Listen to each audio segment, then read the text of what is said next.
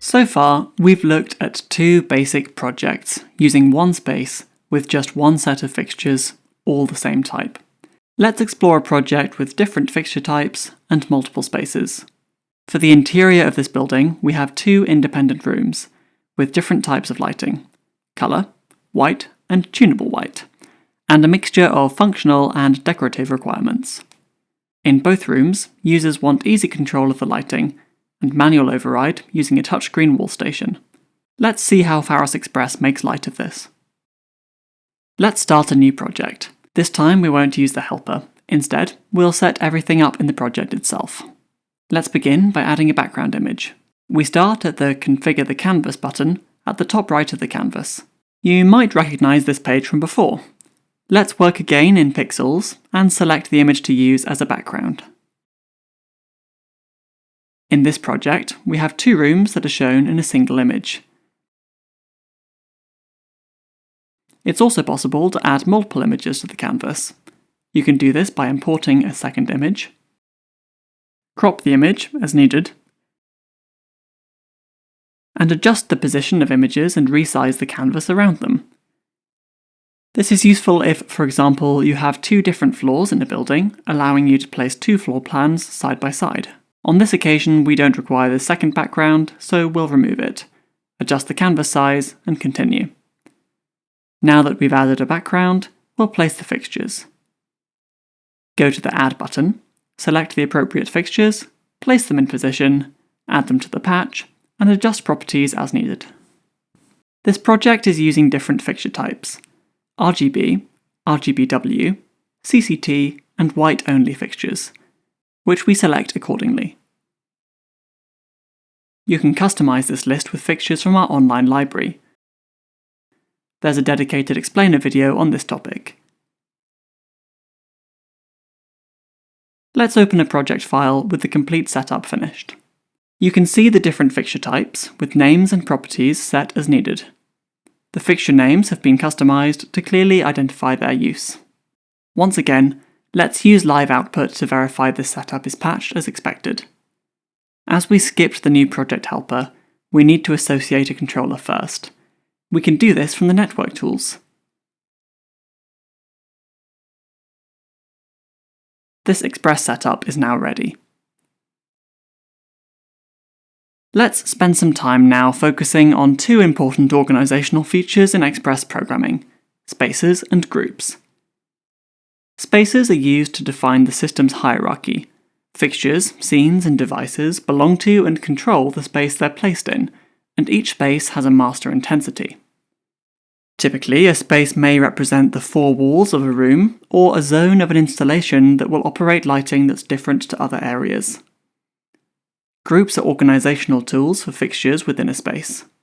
These are useful for programming and for overriding from a touch device. First, let's look at how spaces work. In this project, we want to control the meeting room separately from the main room. We add a space by going to the Add menu and selecting Space. As the status bar advises, we click and drag to create a rectangle and name this Meeting Room. Let's make a second space for the main room.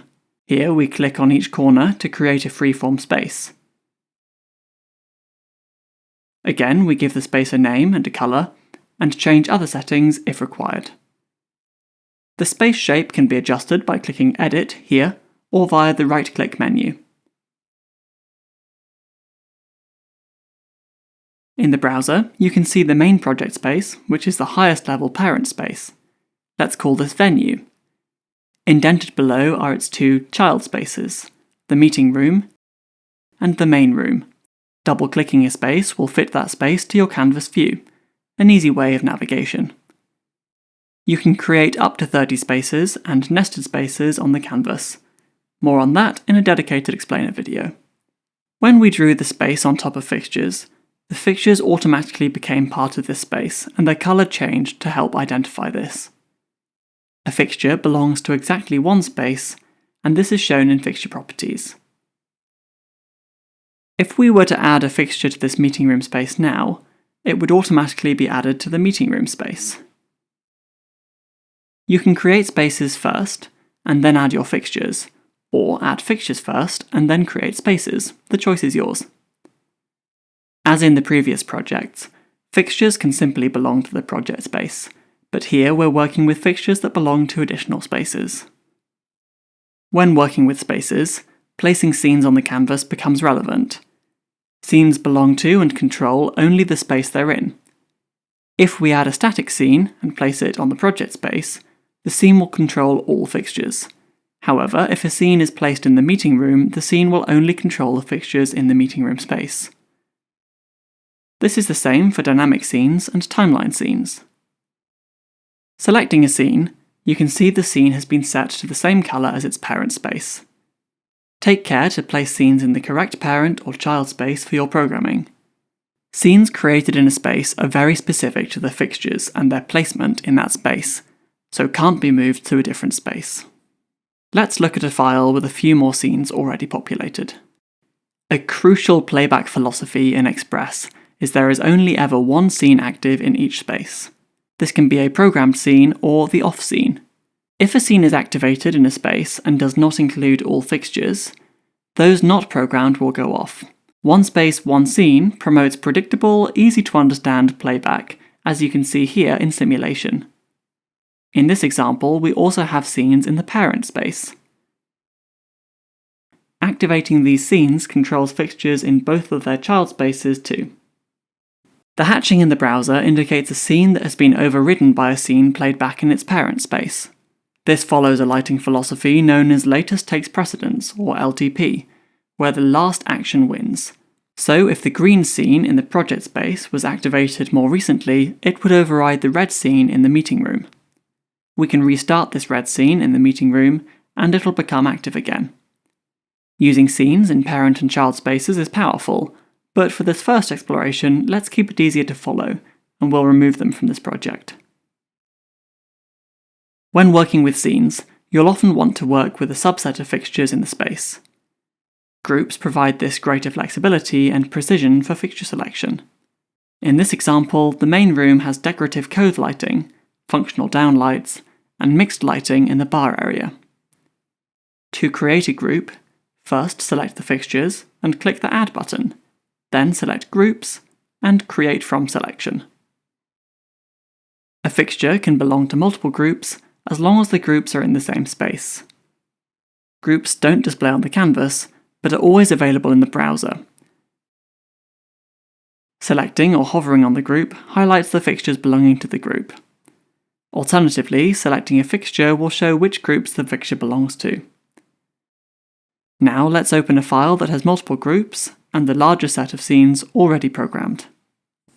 When editing a static scene, you can easily select the groups in the browser and adjust their programming. The available programming tools adjust to match the selected fixtures in the group. There are also quick selection tools that allow you to select fixtures by type: intensity only, CCT, and colour. If this fixture type selection is the only requirement when creating a static scene, groups aren't required. If we create a timeline scene, both spaces and groups are displayed as rows in the timeline editor. Bear in mind the space and group rows available will depend on the space the timeline scene is placed in. Also note there is a priority rule here. If two or more presets on different rows start at the same time, the highest row wins. In the previous example project, we introduced the Express Touch mobile app running on a phone using local Wi-Fi. This project will use Pharos Express Touch wall stations, which are PoE devices connected to the same network as the controller. To configure it, let's add one in the meeting room and choose its theme and skin appearance. Just like scenes, when adding a touch device to the layout, we need to place it in the appropriate space. As we follow the configuration helper, the only pages shown are the options relevant for the meeting room space. We'll enable scene control and override controls for this space, which we'll demonstrate shortly. For now, we'll complete the configuration with the default settings. Now, if we place a touch device in the main room space and configure it, we'll see that the Configure Pages step has different options. It matches the space it's placed in, and is showing the available groups too. Let's quickly finalize this and move the device to the project space. Now if we edit this device, it'll show all spaces and groups because it's placed in the parent space. Each space has scene recall options and an intensity master. Selected scenes and intensity master adjustments will apply to fixtures in the selected space and any child spaces. In spaces and in groups, there's an option to provide manual override controls for colour, tunable white, and intensity. These overrides only affect the matching fixture types, so colour will only affect RGB and other colour mixing fixtures, tunable white overrides only tunable white fixtures, and so on. For a simpler setup, like the meeting room, we didn't need to create groups. Override controls for different fixture types are all we need. For more involved setups, we can define which groups require controls on the touch interface. The software automatically generates touch interfaces based on your choices in the helper. We can simulate both interfaces in the software. And as this will show in simulation, it's a very easy way to verify your programming and confirm the controls on the interface. We can activate scenes and adjust intensity for the meeting room. We can also perform overrides exclusively on intensity-only fixtures, tunable white fixtures, or colour mixing fixtures. Any override from a touch interface is also handled with the latest takes precedence rules. So if I recall a scene, it'll take precedence in that space. For example, replacing a previously overridden colour.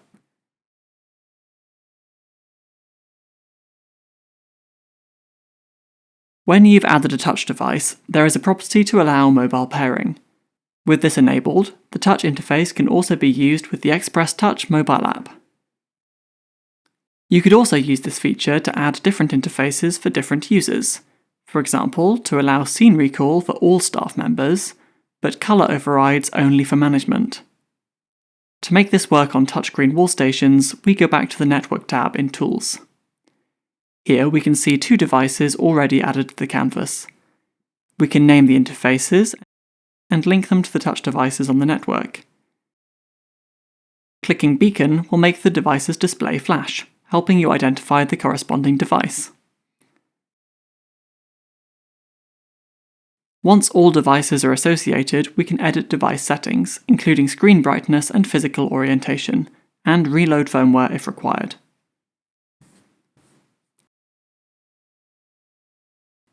Finally, go to the Control tab in Tools and set a location for this project. Click Set Location and choose the city closest to the installation's location. Setting a project location is important for calculating automatic daylight savings adjustments, and so the controller can establish local sunrise and sunset times. Now let's upload this project to the controller, and our third project is ready to use.